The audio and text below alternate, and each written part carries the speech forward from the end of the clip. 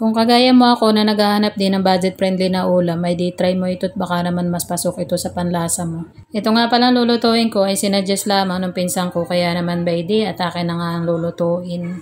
2 pirasong patola na nga pala itong binili ko, nakatamtaman lang ang laki. At para kinabukasan ay may ulam pa rin at iinit ko na lamang. Simple lang naman ang pagluluto nito at igigisa lang ito sa bawang at sibuyas. Kapag ganito na nga pala yung itsura ng sibuyas at bawang nga, edi ilalagay ko na itong dilata na 2 piraso ang laman. At isasabay ko na nga rin pala itong gulay at nang pare-pare silang maluto na agad. Sa pampalasa naman, edi asin at paminta lang ang aking nilagay. At 1 basong tubig nga lang pala ang aking sinabaw dito at yung patola naman ay may sariling sabaw. At nung kumulo na nga, ay nilagay ko na rin itong sotanghon. Medyo natabangan pa nga ako dun sa asin na nilagay ko, kaya naman ako naglagay ng konting patis.